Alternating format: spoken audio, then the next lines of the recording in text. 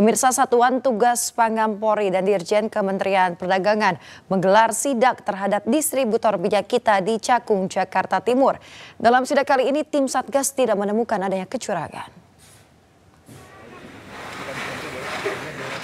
Sidak dilakukan setelah banyak laporan pemirsa terkait ketidaksesuaian volume dalam kemasan minyak kita ukuran 1 liter, baik dalam botol maupun plastik. Dalam sidak, tim gabungan sempat mengecek mesin produksi minyak. Dari sidak tersebut, Satgas Pangan dan Dirjen PKTN Kemendak tidak menemukan adanya kecurangan. Setelah menguji takaran, kemasan 1 liter terdapat 970 ml, sedangkan yang 2 liter terdapat 1990 ml. Satgas Pangan sebelumnya juga sempat menggelar sidak terhadap produsen minyak kita di kawasan Tangerang, Banten. Di lokasi ini, Satgas juga tidak menemukan adanya kecurangan atau ketidaksesuaian takaran. Untuk produksi minyak kita, suplai bahan baku dari PT Smart dengan komposisi CP8 dan diproduksi satu hari suplai itu dapat kurang lebih 150 ton. Untuk produksinya kurang lebih 15.000 karton.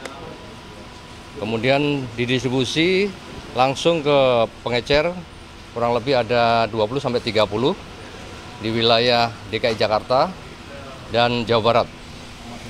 Dan saat ini kita lihat sendiri tadi hasil pengukuran masih batas toleransi 0,97 dari 1 liter yang tertera di label.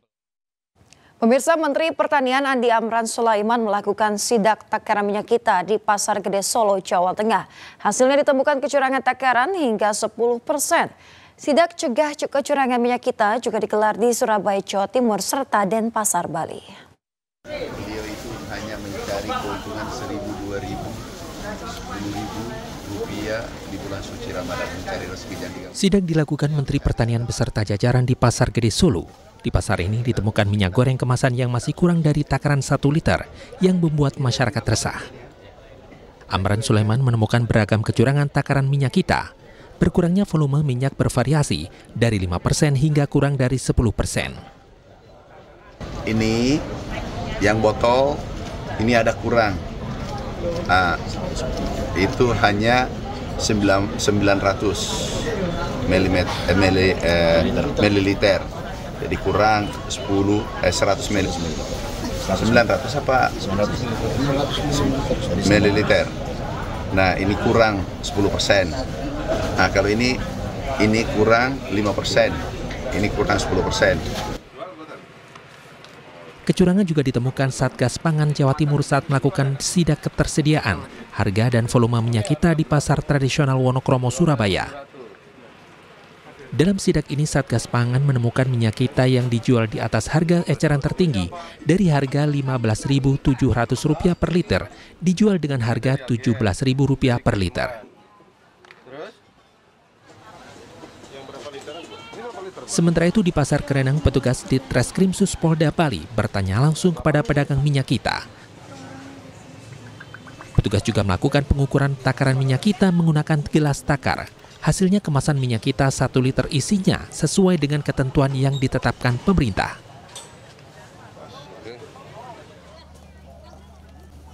Sementara untuk mencegah kelangkaan serta naiknya harga minyak goreng jelang Lebaran, operasi pasar digelar di Pangkalan Kerinci, Kabupaten Pelalawan, Riau. 10 ton minyak kita dijual kepada masyarakat dengan harga Rp14.700 per kilo, sedangkan di tingkat pengecer mencapai Rp18.000 hingga Rp20.000 per kilogram. Setiap konsumen dapat membeli hingga 5 kg. Terbantu sekali. Berapa 1 liternya beli? 14.700. Di pasaran berapa? 18.000. 18.000. Ini rencananya minyak goreng itu apa nih? Mau untuk lebaran buat kue atau apa nih? Ya gitu buat kue. Ke lebarannya. Selama bulan Ramadan ini kita rencanakan sebanyak 40 ton. Di beberapa titik, ada 6 titik yang akan kita lakukan kegiatan operasi pasar minyak goreng. 10 ton minyak kita untuk operasi pasar di Pangkalan Kerinci ludes dalam waktu 2 jam. Sementara 30 ton minyak kita lainnya didistribusikan ke wilayah Pangkalan Kuras dan Pangkalan Lesung. Tim Liputan iNews melaporkan. Pemirsa, hingga Rabu sore tepatnya 12 Maret 2025, 26 dari 52 narapidana yang kabur dari lapas kelas 2B Kuta Cane Aceh Tenggara dilaporkan telah diamankan. Kepala Lapas kelas 2B Kuta Cane Andi Hashim mengatakan puluhan narapidana itu ditangkap seketika saat mereka berupaya kabur. Ada juga atas inisiasi dari pihak keluarga untuk menyerahkan mereka kembali ke pihak berwajib. Kalapas menyebut para narapidana mengaku bingung usai kabur sehingga akhirnya memutuskan menyerahkan diri. Kalapas mengimbau kepada para narapidana yang punya inisiasi untuk menyerahkan diri agar tidak perlu takut akan adanya hukuman atau penyiksaan terhadap mereka. Menyerahkan diri karena mereka sendiri bingung setelah di luar mau ngapain. Mereka kayak berpikir selamanya akan jadi buronan. Makanya ada inisiasi dari keluarga untuk mengantarkan mereka ke sini. Tapi kenapa butuh proses lama? Karena narapidana ini yang melarikan diri tadi takut kalau seandainya kembali ke lapas nanti dipukuli atau dilakukan penyiksaan. Jadi saya sampaikan bahwa selama mereka diduga menghindari razia petugas kepolisian, sejumlah pengendara sepeda motor yang menerobos jalur busway di Yosudarso Cempaka Putih, Jakarta Pusat. Ya, para pemotor ini pun bergotong royong menggeser separator jalur Transjakarta agar sepeda motor jadi bisa keluar dari jalur Transjakarta. jalannya ke sana, Bang, jalannya ke sana. Ya, jalan ke sana, jalan ke sana, jalan ke sana. Rekaman video viral di media sosial menunjukkan sejumlah pengendara sepeda motor menerobos jalur busway dan melawan arah di Jalan Yosudarso, Cempaka Putih. Namun naas, sejumlah pengendara motor ini terjebak bis Transjakarta yang melaju dari arah berlawanan. Tidak habis akal, para pengendara sepeda motor ini kemudian berusaha menggeser separator busway secara bersama-sama agar bisa keluar dari jalur busway.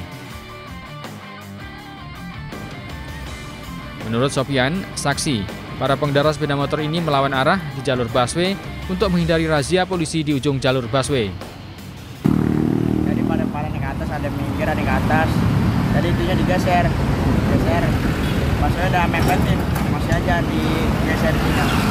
Rame-rame? Rame. Itu memang ada razia sananya? Ada. Jalur busway di kawasan Yosudarso menuju Cempaka Putih ini kerap dilintasi pengendara selain bis Transjakarta, meski kondisi arus lalu lintas di jalur arteri tersebut tidak macet.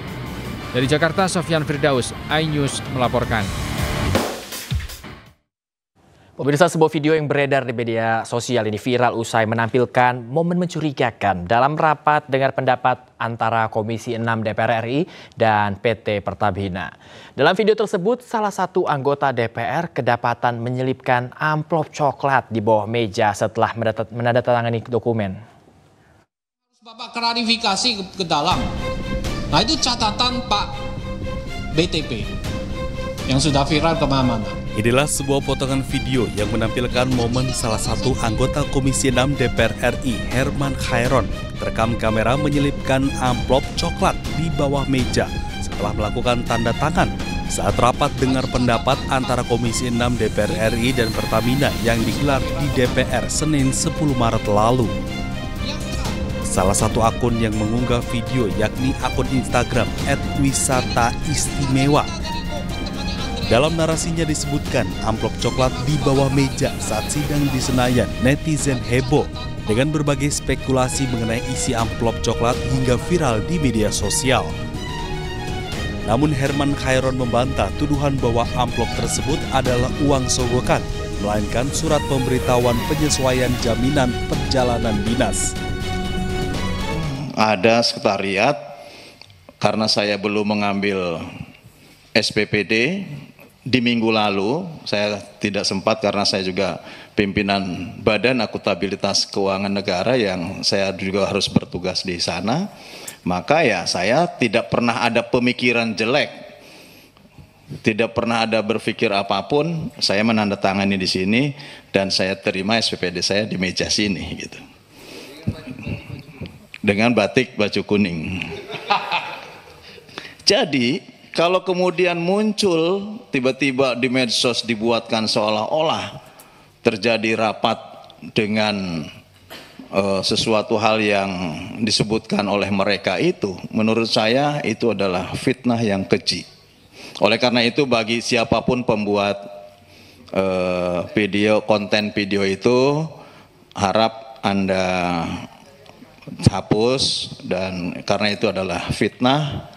Dan saya juga mempertimbangkan kalau ini karena menyangkut persoalan Komisi 6, bukan hanya persoalan kejadian itu, tetapi ini kan menyangkut masalah Komisi 6 di situ, menyangkut masalah eksistensi dan martabat seluruh anggota dan institusi Komisi 6. Hal ini menjadi pelajaran bagi semua agar tidak mudah mengambil kesimpulan dari sudut pandang personel. Tim Liputan iNews melaporkan. Pemirsa, Menteri Keuangan Sri Mulyani Indrawati hanya tersenyum saat menanggapi kabar dirinya akan mundur dari Kabinet Merah Putih. Momen ini terjadi usai Sri Mulyani menemui Presiden Prabowo Subianto di Kompleks Istana Kepresidenan Jakarta Pusat. Bahas apa hari ini, Bu? Ya, dikasih jalan ya. Ya. Halo, Bes. Kenapa? Bahasnya apa di dalam? Ya melaporkan aja mengenai APBN. Gua ada isu soal itu. Kalau besok konversinya soal apa, Ibu? Ada ya. Thank you. Kalau besok konversinya soal apa, Bu? Ya konferensi pers besok aja lah. Jam berapa, Bu? Jam berapa, Ibu? 10.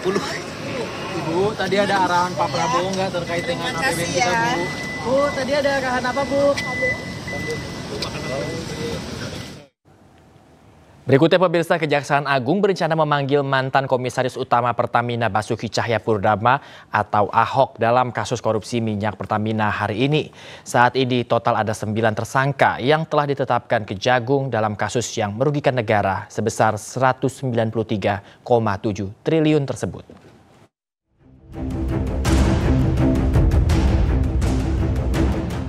Kejaksaan Agung Republik Indonesia berencana memanggil mantan Komisaris Utama Pertamina Basuki Cahayapurnama alias Ahok. Ahok akan diperiksa dalam kasus dugaan korupsi minyak PT Pertamina Patraniaga periode 2018-2023. Kejagung menyebut Ahok dijadwalkan diperiksa pada Kamis besok pukul 10 pagi. Terkait pemeriksaan ini, juru bicara PDI Perjuangan Guntur Romli mengatakan Ahok siap dipanggil oleh Kejaksaan Agung terkait kasus korupsi Pertamina Patraniaga. Namun PDI Perjuangan mengingatkan agar tidak ada politisasi dalam pemanggilan Ahok tersebut. Dan beliau juga siap untuk membawa rekaman, rapat, dan juga apa yang beliau usulkan kepada Direktur Utama Pertamina waktu itu. Namun bagi kami juga di PDI Perjuangan ingin menggarisbawahi jangan sampai kasus ini menjadi kasus politisasi. Kejaksaan Agung telah menetapkan 9 orang tersangka. Mereka diantaranya Direktur Pusat dan Niaga PT Pertamina Patraniaga Maya Kusmaya dan Vice President Trading Operation PT Pertamina Patraniaga Edward Korn. Selain itu, 7 orang lain tersangka mayoritas menjabat sebagai direktur, diantaranya Direktur Utama PT Pertamina Patraniaga Rifa Siahaan. Adapun kerugian negara yang ditimbulkan akibat korupsi ini mencapai 193,7 triliun rupiah per tahun. Tim Liputan iNews melaporkan.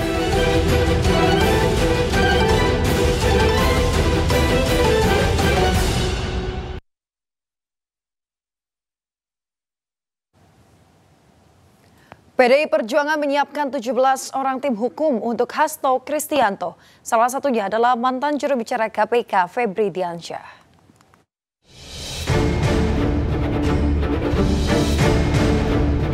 DPP PDI Perjuangan menunjuk 17 orang sebagai tim hukum yang akan mendampingi Sekjen PDI Perjuangan Hasto Kristianto menjalani proses hukum. 17 orang tim hukum itu diisi oleh kader PDI Perjuangan dan praktisi hukum. Salah satu anggota tim hukum itu adalah mantan juru bicara KPK Febri Diansyah. Febri Diansyah juga ditunjuk sebagai koordinator juru bicara tim hukum yang akan membela Hasto di persidangan. Dan kami telah mempersiapkan tim hukum yang akan membela Sekjen PD Perjuangan Pak Hasto Kristianto. Dalam kesempatan ini, saya ingin memperkenalkan tim penasihat hukum yang akan mendampingi Pak Hasto Kristianto pada persidangan yang akan dimulai pada hari Jumat 14 Maret 2025. Tim ini merupakan tim kolaboratif antara tim hukum yang ditugaskan oleh partai dengan tim hukum yang berlatar belakang non-partai atau full profesional. Berikut saya sampaikan nama-nama tim pengacara. Pertama, Prof. Dr. Todung Mulya Lubis SH LLM sebagai koordinator tim hukum Mas Hasto Kristianto. Kedua, Dr. Magdir Ismail SH LLM. Ketiga, saya sendiri Roni Talapesi SH.MH. Keempat, Arman Haris SH. Kelima, Febri Diansyah SH selaku koordinator jubir tim pengacara Mas Hasto Kristianto. Tim hukum ini akan mulai membela Hasto di persidangan yang akan digelar perdana pada Jumat 14 Maret 2025 mendatang. Dari Jakarta, tim liputan iNews melaporkan. Pemirsa, KPK telah menyerahkan berkas perkara Hasto ke Pengadilan Tipikor Jakarta dan siap disidangkan dalam menjadi tersangka dalam kasus dugaan korupsi Harun Masiku.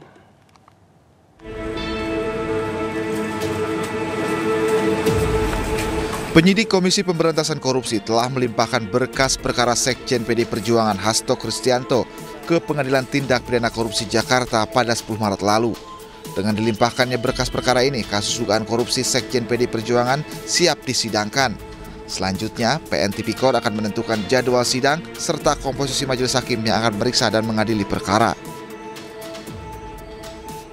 Sekjen PD Perjuangan Hasto Kristianto ditetapkan sebagai tersangka oleh KPK dalam kasus suap pergantian antar waktu Harun Masiku.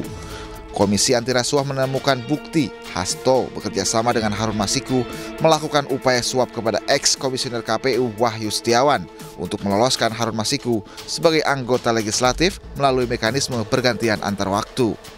KPK juga telah menemukan bukti lain saat Hasto berupaya merintangi penyidikan dengan meminta pegawainya menelepon Harun Masiku saat operasi tangkap tangan KPK pada Januari 2020 silam.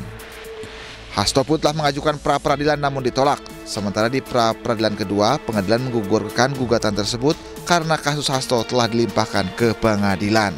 Tim Liputan iNews melaporkan.